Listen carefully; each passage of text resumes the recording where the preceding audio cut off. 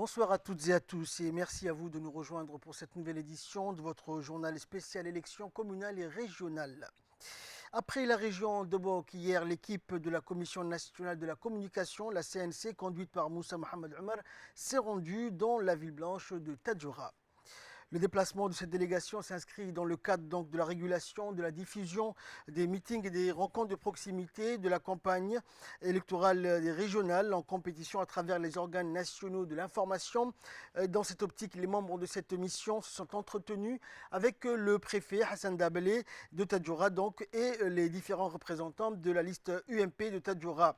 Et les représentants des pouvoirs publics ou encore les chefs des préfectures ont fait savoir à leurs interlocuteurs le bon déroulement de la campagne de cette échéance électorale. Le chef de file de cette mission de la CNC a mis l'accent sur l'impartialité des médias dans la couverture des meetings et autres rencontres de proximité avec les électeurs. Pour rappel, la CNC a pour mission de veiller sur le pluralisme de l'information et un accès équitable aux médias des listes candidats en compétition pour l'obtention de la charge des affaires publiques. Dans le cadre de la tournée de la CNC dans les régions de l'intérieur, qui nous avait conduit à Arta et dans les régions du Sud. Nous avons rencontré aujourd'hui les représentants de l'IMP et les responsables des antennes régionales des médias. Nous avons échangé sur la couverture médiatique et rappelé le respect de la déontologie et du pluralisme de l'information, tout comme nous avons rappelé le temps d'antenne de 60 minutes par liste et par circonscription dont disposent les listes en compétition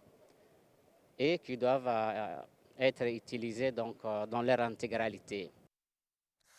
Et direction Ali Sabié concernant la campagne des élections communales et régionales 2022 qui se poursuit toujours. Et partout à Ali Sabié, la liste des candidats indépendants, Wadani Assadjogo, s'est déplacée hier dans la soirée dans la localité de Ali Adé pour un meeting qui a rassemblé de nombreux habitants de ce village.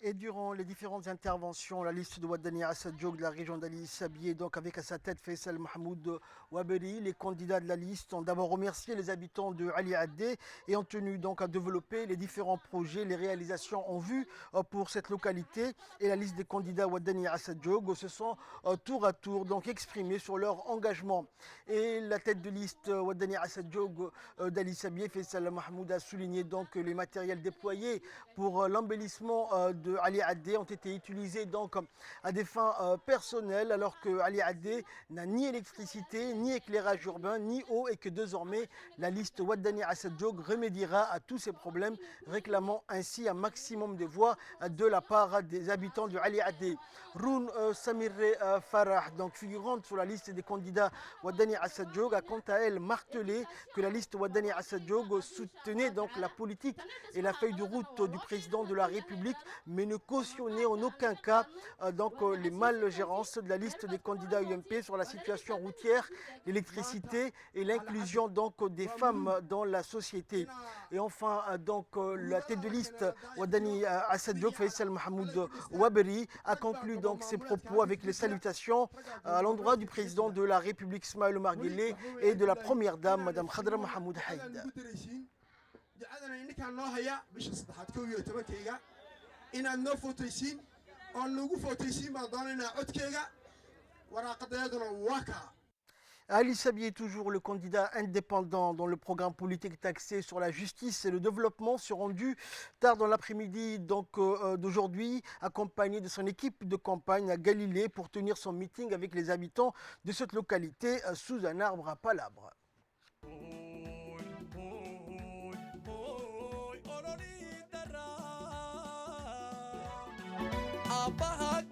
dhalintii amarkiyo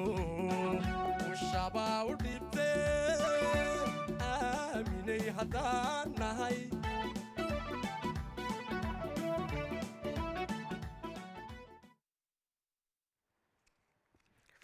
Et donc, force est de constater que la délégation, avec à sa tête le candidat indépendant Mohamed Hassan, a été accueillie par les chefs coutumiers, les habitants de ce village, donc, qui ont manifesté un engouement tout particulier à cet événement. Et les candidats ont saisi l'occasion donc pour présenter leur projet d'avenir et parler également de leur programme politique. L'occasion a été donnée également pour les habitants de cette localité qui se sont réjouis donc à l'idée de soutenir le candidat indépendant avec sa nouvelle politique qui se veut d'apporter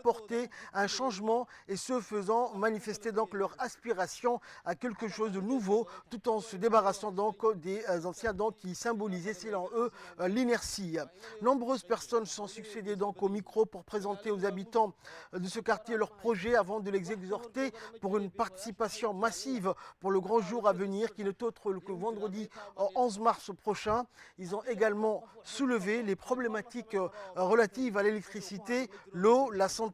et bien sûr l'accès routier qui reste donc un problème pour les habitants de cette région. Finalement, le candidat indépendant ainsi que son équipe de campagne se sont tous déclarés confiants quant à la participation massive le jour du scrutin pour un nouvel élan.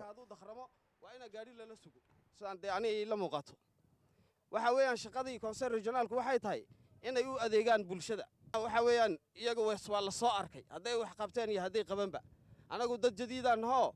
Soomaalidu waxay tiraahaa war lisma garab degay waa lisdaba degaa maanta bal maanta anaga hanu nagu eego ina wax tar yeelaniyo in kale intaaba u socon. Toujours à Ali Sabié où la liste des candidats UMP donc continue leur rencontre de proximité et leur meeting auprès des populations de la région d'Ali Sabié. Regardez.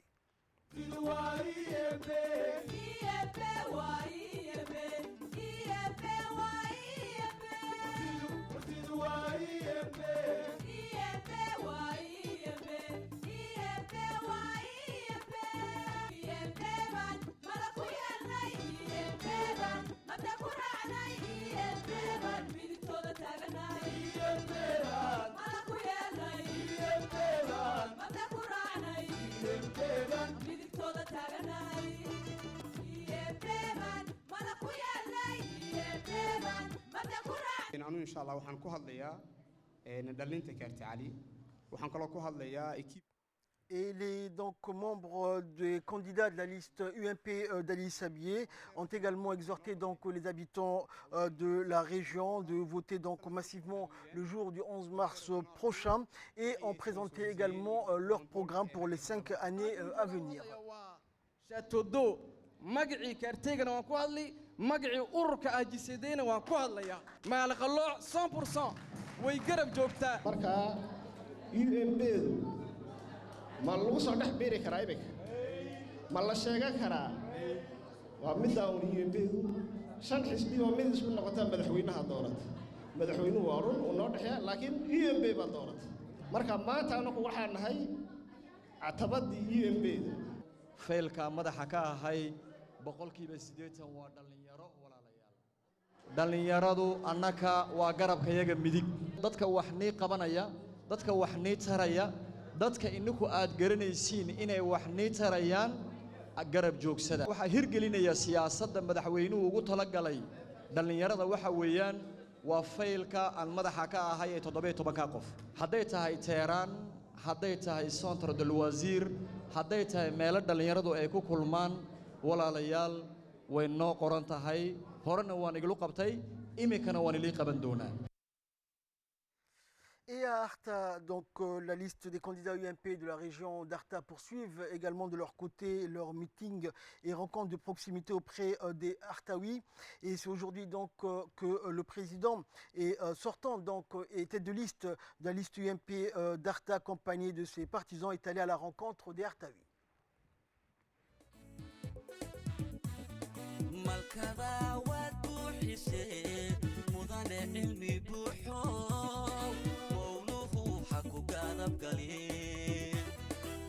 mudnaanta dadka ku siiyey horaad ugu soo micintee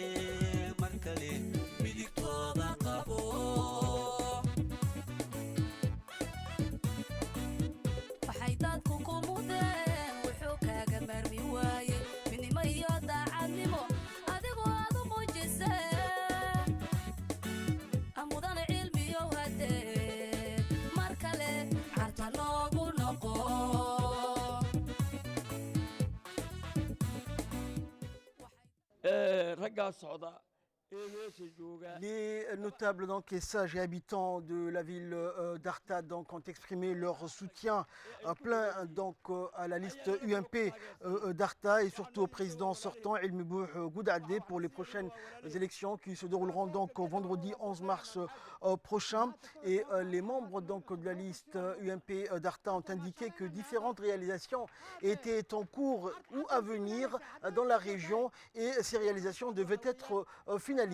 Et ce n'est qu'ensemble, en travaillant de concert, que ces projets donc pourront voir le jour. aad iyo aad baa u mahadsantiin baan leenahay bisha 11 saxaaradana kala saaraysa maamaadaad tidhaahdo nin indhale indhayeelada ma yidhaaho dee indhahaadu iska leeyahay waxa asba uu arkaya waxa jira cabso waxa weeyaan dee wixii aan soo qabannay magaaladan ma tirin karayno way badan tahay waad garanaysiinoo bisha 11 waa fooskii imanka dee 11 waxaan nahay masharixiin baan nahay waxaad nasaxaysan bisha 11 idinka awoodana siin karo markaabaan noqonaynaa xildhibaano dee cabsashi. Direction la région de l'unité où la liste UMP de la région de Dikil a organisé son 4e meeting avec la jeunesse de la ville de l'unité dans le stade des sports. Une ambiance donc électrique et festive était au rendez-vous.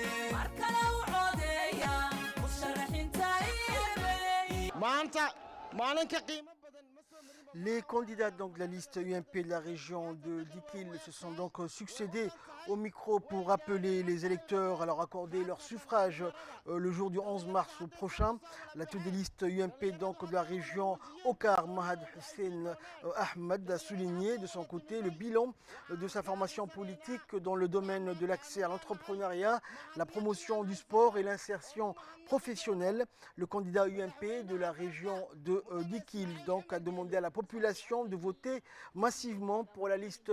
UMP de la région de l'unité. Et également donc le député Amin a souligné de son côté que le meeting de la jeunesse dikiloise pour le grand rassemblement est une journée inédite. Rassemblement de la jeunesse donc a confié leur soutien au parti UMP et les a remerciés donc et les a exhortés de leur participation et pour le jour du 11 mars prochain. Et enfin donc il a conclu ses propos en saluant donc le chef de l'État et donc la jeunesse dikiloise.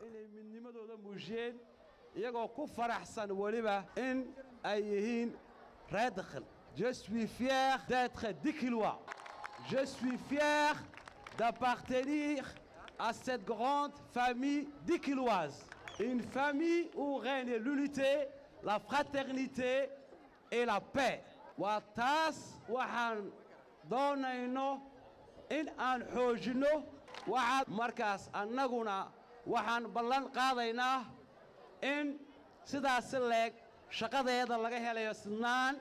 shaqadeeda laga helayo midnimo, shaqadeeda laga helayo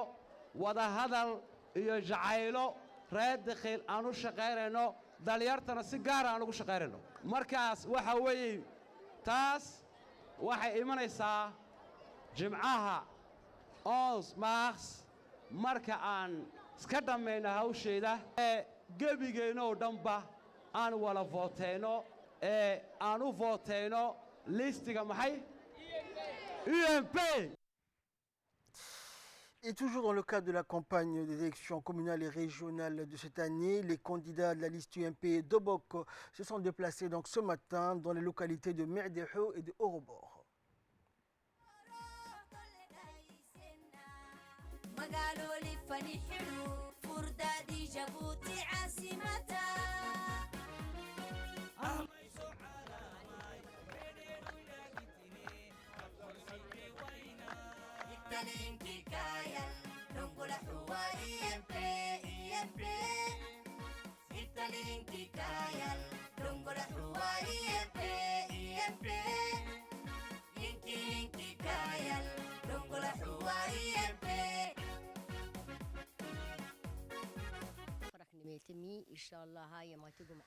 Et comme le veut la tradition, les notables et les sages de cette localité se sont tour à tour exprimés pour souhaiter donc la bienvenue à la délégation de la liste UMP Dobok conduite par Mohamed Hamad Ismail, tête de liste, et ont fait savoir donc leurs doléances concernant donc l'accès routier ou encore la promotion artisanale. Les intervenants ont tous réitéré leur confiance au candidat UMP Dobok en leur promettant de voter massivement pour la liste UMP Dobok le jour du scrutin. Et la tête de liste des candidats UMP Dobok, Mohamed Hamad Ismail, a pu présenter le bilan et les perspectives de développement socio-économique de ces localités proches de la capitale. Plusieurs candidats donc de la liste UMP Dobok se sont succédés également au micro pour appeler les électeurs à leur accorder leur suffrage le 11 mars prochain. ورغتنا قدامس نعم بالله ما يسوع على ماي ميدو يلاقيتني كف كرسي في وينا يتلين كيكايا نقول حواري ام بي يتلين كيكايا نقول حواري ام بي ما جو كاي كما ساكو هدف لنو هو هدف نعتماتي نعكتنا ساعتك سماتي معتها على سكتبان كيتي اعتماتي وراغت نعدنا ما حاجه Et à Tadjoura, donc, dans le cadre des activités de campagne électorale, le tête de liste UMP Tadjoura, Omar Hussein, s'est déplacé dans 3 villages de la sous-préfecture de Dorra, à savoir Andaba, Bouya et Balhou.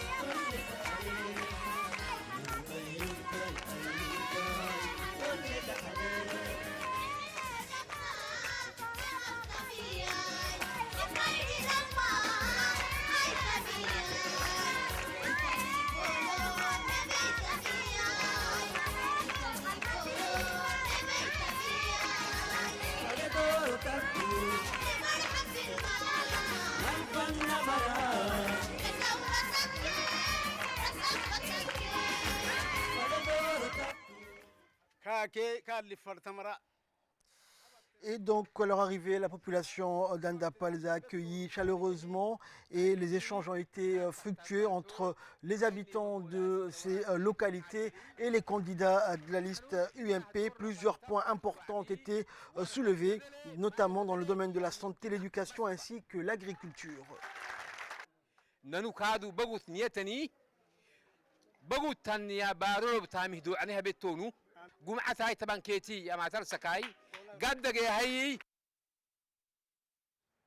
Après les régions, retour vers la capitale où la liste UMP donc, de la commune de Boulaos a poursuivi donc ses meetings de proximité, notamment au quartier 7.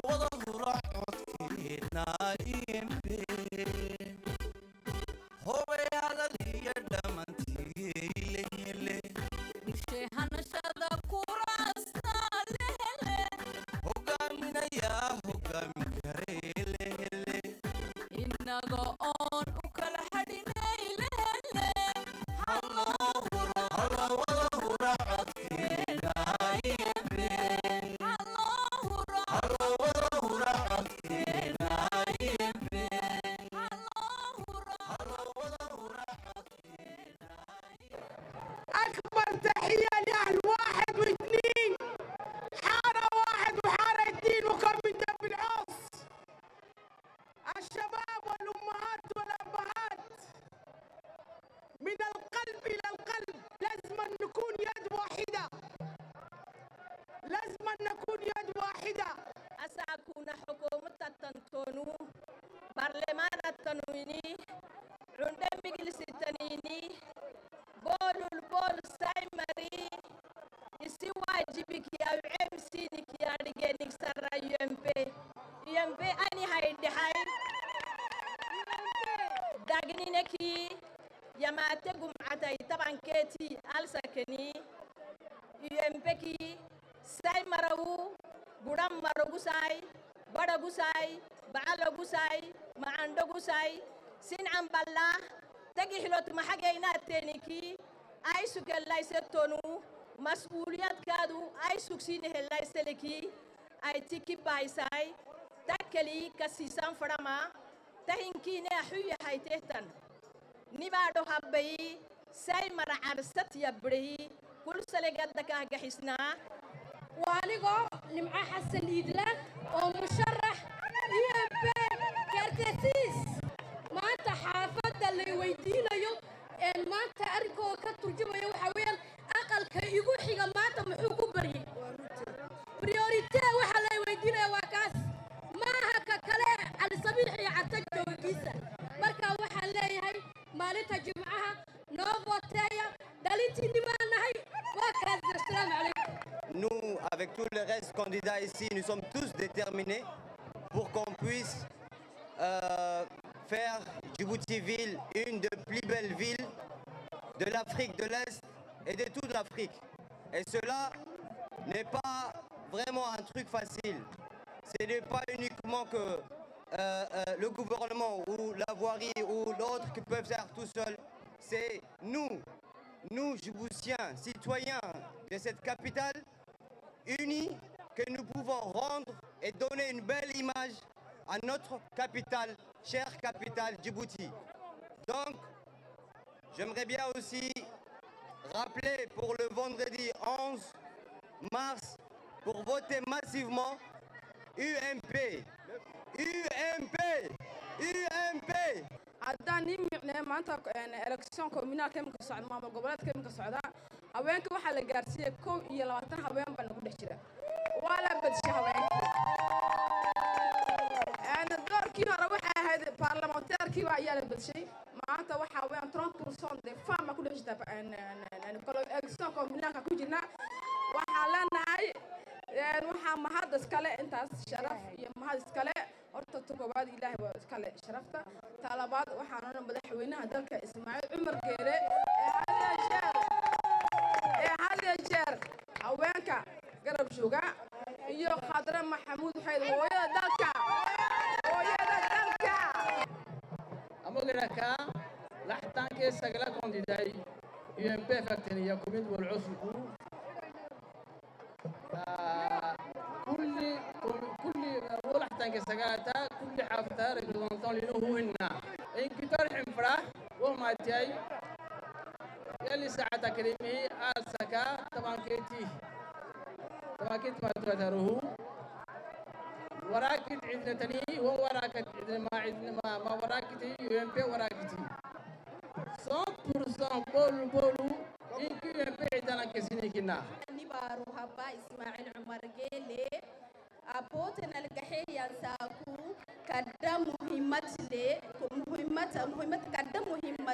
تنا décentralisation d'intone bahehi تون لا نشبعي كدام يكوعي في ممي يوتنبولهي مدحوينه يعني أفكار بدن بود مقالة بدعدة إن أن كلا شقينو دونيا حاول بون نقصوك الدونا أدو الله يراهدو أنا كنا وحان حلقا كلنا أبو إسماعيل عمرو ها مدحا سرانو قادينا مدحا ودن كان سرانو قادينا وذا جربان كشقينينا أنكو قعما يسيسنا waxaan doonaynaa bilicda magaaladeena caasimadeena inaan annagu maanta ka shaqayno habeen iyo dharaar marka walaalayaal hawl badan baa inoo taalla hawshaana karaamadeeda iyo sharafteeda reer Jabuuti baa na siin cod baan niga doonaynaa codka inaad na siisiin bisha 11keega hooyo ayaa inanteedii la dardaarantay markay aroos u dhistay waxay ku tiri hooyo waxaad ninkaaga waxaad ka ilaalisaa madaxa indhaha ka ilaali bay tiri oo wax wanaagsan ha arko marka idinka waxaan leeyahay Jabuuti waan ilaalinaynaa oo wax wanaagsan oo nadiif ah dhulkeenu ha arko kow soo maaha aqalku hadduu wanaagsanaado dibadda waan wanaajinaynaa waxay tiri haddana dhegta ninkaaga ilaaliyo wax wanaagsan ha maqlo marka hadalka wanaagsanna waxaan ku dadaalaynaa oo wax wanaagsan oo ducaayaan dalka u ducaynaynaa soo saamaha waxay tiri hooyo ninku wax wanaagsan ha dhadhamiyo cuntadiisa macaanee marka waxaan leenahay hadalka wanaagsan nabadda ayaa ka dhalad soo maaha nabaddaasi waxay ku timid walaalayaal eeg waxa weeyaan waxa aad maanta xaggaa ku timaadeen waa dowladnimo hadday jirin haykalkaas hadduu jirin dadkaasi ma joogeen waxaa kaloo leeyahay walaalayaal mashaariicdu way badan yihiin magaalada dhammaanteed walaal waa la qurxinayaa waa brojeega madaxweynaha dekadaha iyo guriyeynta dhammaan waxaan aad ugu mahadcelinayaa madaxweynahayga qaaliga alxaaji ismaaciil cumar gelle ooridiisa hooyada dalka waxaa ka leeyahay hooyo bon fet maalinkaan isu sugayna waxa weeyaan idhagaysa bulsho idhagaysa maanta doos iyo doos folklor ma waxaan u joogno meesha waa dernier message waxaan gudbinayno messagekaas waxa weeyaan on est en train de répondre à l'abstinence du 11 mars vendredi 11 mars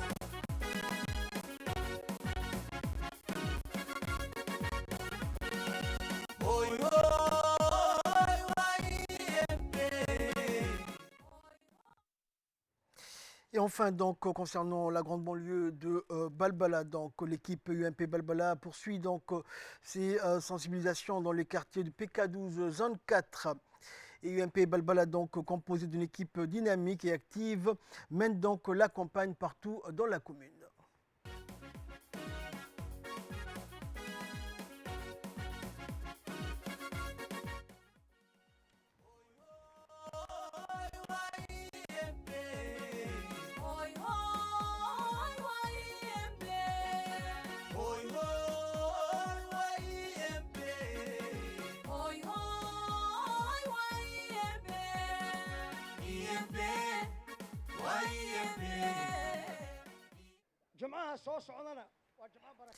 Et donc les différents candidats donc au nombre de 62 de la liste UMP de Balbala se sont succédés donc au micro pour faire le bilan des réalisations de l'équipe précédente et les nouveaux projets en cours pour la grande commune de Balbala.